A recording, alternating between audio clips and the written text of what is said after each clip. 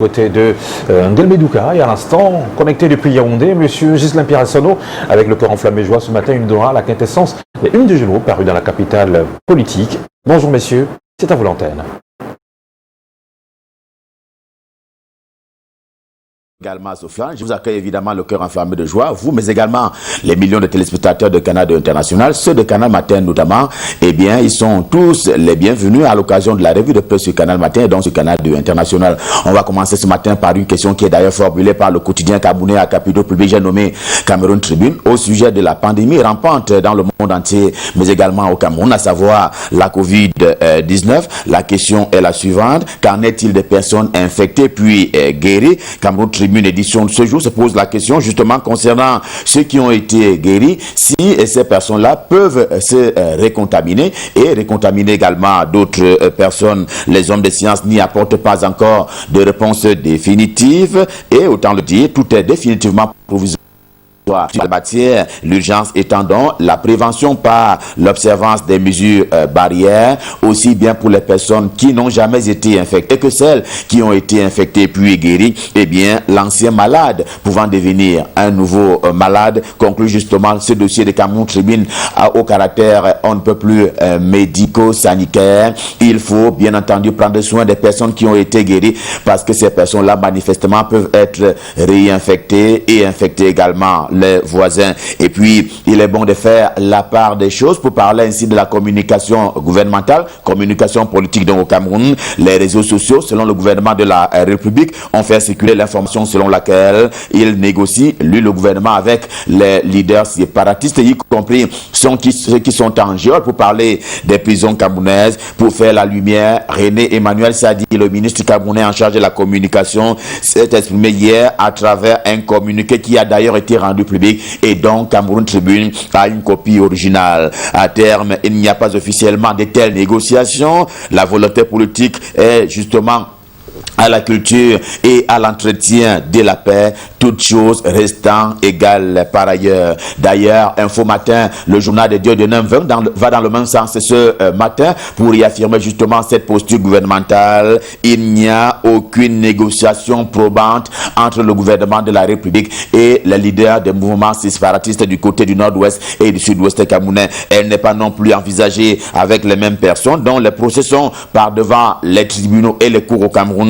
Et parole du porte-parole du gouvernement, René Emmanuel Sadi, le ministre en charge de la communication, qui est ainsi cité par le journal Info Matin. Mais à quoi joue le gouvernement de la République s'interrogera plus tard le quotidien Mutation pour l'heure de reporter. Également en kiosque ce mardi, eh bien, affirme un tel début de pourparlers entre les deux partis, le gouvernement de la République et les leaders séparatistes, puisque selon le journal, c'est Sissoukou Ayoutabe qui a dit que la rencontre s'est tenue jeudi dernier à Yaoundé. Question d'évoquer l'éventualité d'un cessez-le-feu en vue notamment de la reconstruction du nord-ouest et du sud-ouest camerounais, mission qui a d'ailleurs été confiée à Paul Tasson, le ministre délégué auprès du ministre en charge de l'économie, de la planification et de l'aménagement du territoire, qui a été porté à cette charge-là. Question de conduire justement le plan qui a été décidé par le président de la République.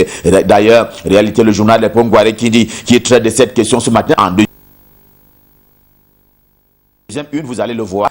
L'arbre à palabre, c'est soit tenu tantôt à Bamenda, tantôt à Bouéya. Eh bien, le journal répond que seules ne suffisent pas les bonnes intentions du gouvernement de la République. Il faut que les hommes de foi et d'église s'investissent par la prière pour que tout redevienne comme avant dans le nord-ouest et le sud-ouest. Tous les villages ayant besoin d'être ouins si l'on s'en tient à la conclusion qui est proposée par le journal Réalité de Paul Ngouare Kindi, édition de ce jour. Tribune d'Afrique connaît les enjeux de cette reconstruction dans le nord-ouest et le sud-ouest camerounais pour parler respectivement de Boya et Bamenda. Cela dans un climat fait encore des assauts des insurgés. Les séparatistes n'ont pas encore complètement capitulé et les régions du nord-ouest et du sud-ouest restent, dit-il, par des assauts aux violences atroces, on ne peut plus établir. D'ailleurs, dans son éditorial, Faustin Djikam ce matin reste dans sa logique, à savoir, eh bien, il y a lieu de réaffirmer l'idée des discussions entre séparatistes et gouvernement de la République.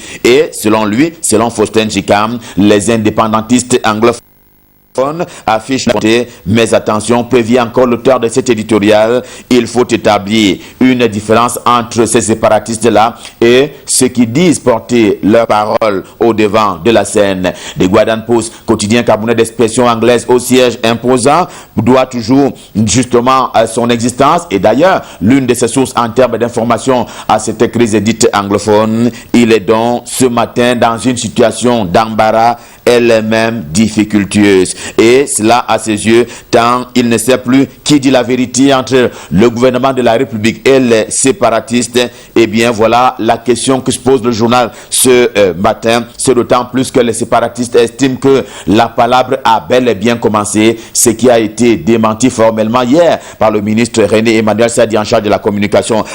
En attendant toute la lumière sur ces échanges supposés ou réels, le quotidien Le Messager de Jean-François Chanon s'intéresse ce mardi à la mission qui a été confiée à Paul Tasson, à savoir la reconstruction des deux régions qui ont été détruites dans le cadre de ce qu'il est convenu d'appeler la crise anglophone. La dite mission est à la fois exaltante et impossible en l'état, car le nord-ouest, aussi bien cette région que celle du sud-ouest, reste un théâtre des actes on ne peut plus affreux. Eh bien, l'optimisme est certes de mise côté gouvernement, mais les chiffres sont également disponibles. Le travail sera ciblé et il colle à une réalité en termes justement d'analyse de la situation qui a été faite par le gouvernement, notamment sur le terrain. Et les statistiques sont là. Il sera question de reconstruire à peu près 100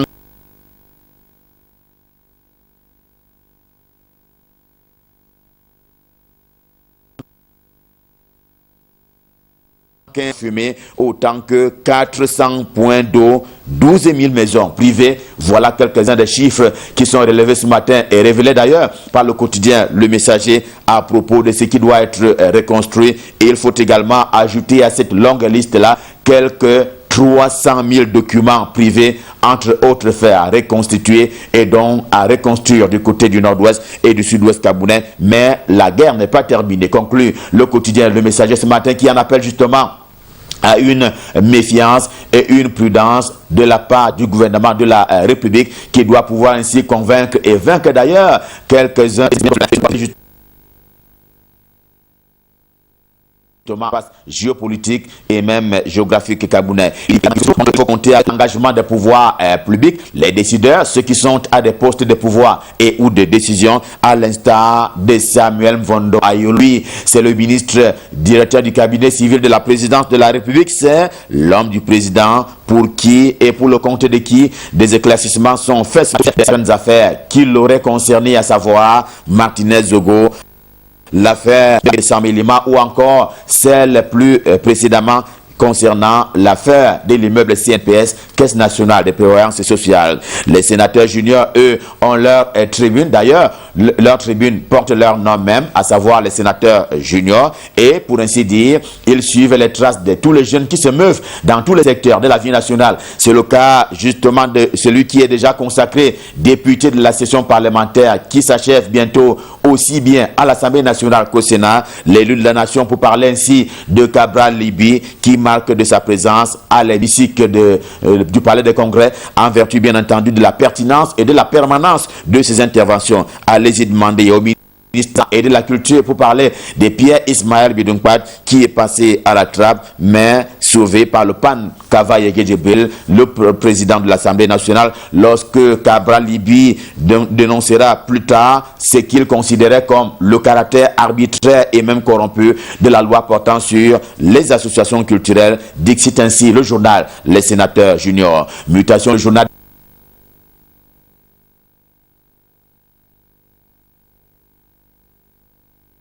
de Gab, Georges Alain Boyomo, prend l'exemple d'ailleurs du Parlement en ces deux chambres, l'Assemblée nationale et le Sénat, pour expliquer l'intégration nationale qui est en marche au Cameroun. Ceci est d'ailleurs une réalité, contrairement au réseau au tribalisme, eh bien, tranche de vie, vivre ensemble.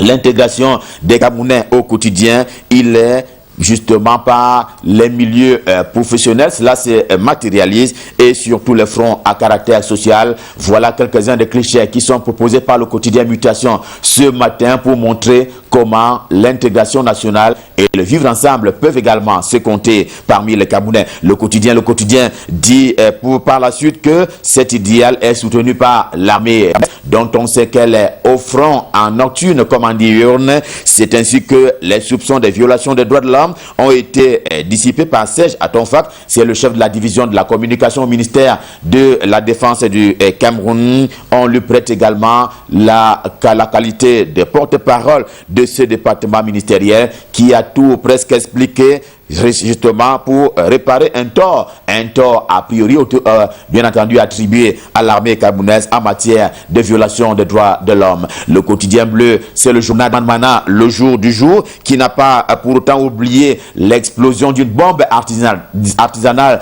dans la capitale camerounaise et Yaoundé. Cela relève d'ailleurs de l'inédit, d'où donc l'insistance du journal à en reparler ce matin, des jours après. Une enquête sérieuse court déjà et, dit-il, en posture préventive, justement de la part de l'armée camerounaise, pour parler de l'armée tout court, de la gendarmerie, mais également de la police. Et la conclusion est que rien, mais alors rien, ne sera plus comme avant en matière de sécurité dans la cité capitale Yaoundé. Pour ce qui est justement de la Covid-19, la pandémie déjà du siècle qui traverse le monde entier et le Cameroun avec, eh bien, chacun y va donc de sa parole et même de sa pichenette. En tout cas, c'est ainsi que l'on apprend de Cameroun.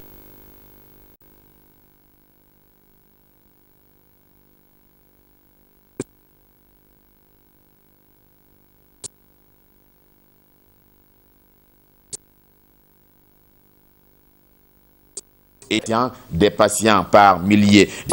Jure également avoir découvert le remède contre la Covid-19. Ce remède s'appellerait le Virogreen Force 4. Selon elle, en une principale du journal ce matin, il s'agit de réparer et de régénérer. Vous le voyez en une principale du journal Grand Horizon ce matin. Tous les maux causés par la Covid-19. Un peu d'économie ce matin avec l'économie quotidienne justement qui est portée vers la méthode gouvernementale visant donc à parachever la construction des grands projets structurants au Cameroun dont on sait qu'ils sont en cours d'exécution sur le plan bien entendu de la construction, et il s'agit de dire que ces grands projets-là retiennent l'attention du Premier ministre chef du gouvernement Joseph Dion Ngouté. Il en a été ainsi le cas lors du dernier conseil de cabinet à tout le moins spécial. Il s'y est penché en autorisant d'ailleurs l'extension des financements possibles pour le parachèvement des 10 projets structurants au Cameroun, et cela dans l'optique d'atteindre l'émergence qui est escomptée et poursuivie par le Cameroun à l'horizon 2035. Émergence pour émergence, le quotidien qui porte le même nom est au chevet notamment des fonctionnaires et autres agents publics relevant du ministère de la Justice au Cameroun. Si le journal en parle ce matin, c'est parce que de façon régulière et agents publics sont écrasés par les magistrats dont le monde souffre de tort de rien d'ailleurs, contrairement aux demi-avoirs qu'ils voient mais rarement, et les fonctionnaires relevant donc du ministère de la Justice. C'est donc un fait qui est décrié par le quotidien émergent ce jour. En repérage au journal Repère de Frère Richard Tounaombe, édition de ce jour, il y a ces encouragements notamment adressés aux personnels médicaux, mais également paramédicaux au Cameroun. C'est un autre mot de déférence à la droite du président de la République Paul Biya, qui relevait encore leur âge de départ à la retraite, c'est-à-dire pour ce qui est des personnels médicaux et paramédicaux, c'était au terme d'un décret signé en fin de semaine dernière. Et ce matin, on va terminer par cet avis, un avis à tout le moins avisé, en provenance du journal La Primaire de l'Info. Eh bien, il parle de ce qui danse autour du président de la République Paul Biya. Ceci intéresse donc ceux qui jouent avec le feu, c'est-à-dire Paul Biya. Danser, mais n'oubliez jamais qu'un lion, il ne dort jamais trop. Il vous regarde et après ce qui arrive devrait arriver. Revue de presse, édition de ce mardi, Made in Cameroun, stop fin. Le cœur enflammé. Vous avons servi. On prend bien entendu rendez-vous pour demain quand il sera 7 heures pour le même exercice et nous serons dans les mêmes dispositions et même prédisposition, question de vous servir.